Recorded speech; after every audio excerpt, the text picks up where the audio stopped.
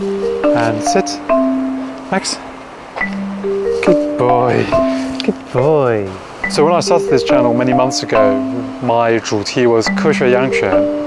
And what I wanted to do today was summarize what I thought over the last year some of the most important lessons from science about dog training are and dog keeping. So the 5 things that really changed how I look after dogs.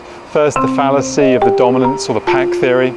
Second, how dogs essentially are amoral creatures and we shouldn't really expect them to understand human society. They have their own rules. Third, be patient. Fourth, there are 4 main ways of training a dog, and punishment is by far the hardest. 5, a lot of people say their dogs are aggressive, but the real definition of aggression is very different. So lots of people still raise their dogs according to the dominance or the pack theory, whereby they believe they must be the alpha male or alpha female of the pack. This research was really done in respect of wolves, and the assumption was that wolf behavior would carry over to dogs. There are 2 problems with this. First, wolf packs don't actually operate in that way in reality. The original research was flawed because it was done on captive rather than wild animals. Second, if you look at the dog, the domesticated dog, they've already moved a long way from wolves in their evolutionary chain. To use wolves to look at dogs in that way would be a little bit like studying orangutans to figure out how human society works. Sure, we have a common ancestor, but the way in which humans have evolved is very different from orangutans. By being aggressive towards them, by seeking to dominate them, all you're really doing is making your dog fearful and potentially causing yourself many problems in the future, whether it be from aggression to separation anxiety to a dog that simply does not want to be around you.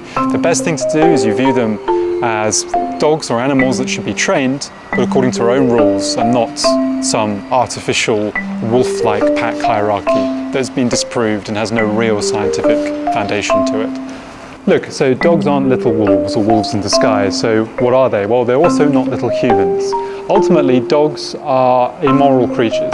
I say that because for a dog or for most animals, the behaviors they follow are the ones that bring the greatest benefits to them or to their species in terms of reproductive behavior. So how should we really view dogs? Well, we should view dogs like any real animal to be trained. It's a little bit like a computer. You reinforce the behaviors that you want it to do, and you make the behaviors you don't want it to do very difficult. And there are 4 ways of doing this. Positive punishment, negative punishment, positive reinforcement and negative reinforcement.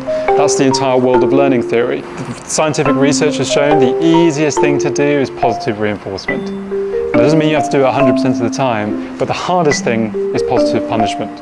This means that hitting your dog, yelling at your dog, all of this, your timing has to be superb for it to have an effect. Dogs, as I've said before, have a very different concept of 因果关系, and the actual time difference between the wrong act and you applying a punishment, if it exceeds something like 1 or even 2 seconds, the dog will not understand the relationship between the 2 things. Then all you do by punishing your dog is make your dog fearful. So we know how to train. We know that dogs are not wolves. We know that there's this whole branch of science called learning theory, which is extremely effective in able to train your dog.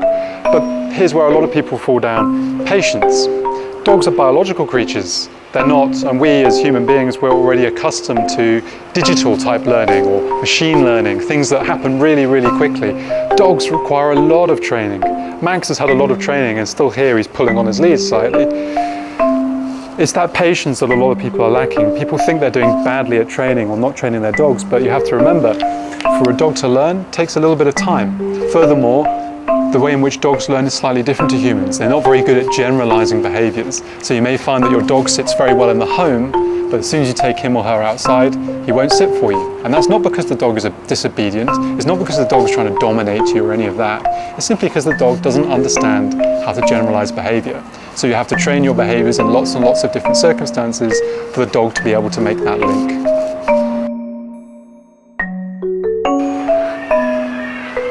The final thing is aggression. Particularly in China, actually, I found a lot of people talk about their dogs being aggressive. But in reality, very few domestic dogs are truly aggressive. I mean, it depends what you mean by aggression, right?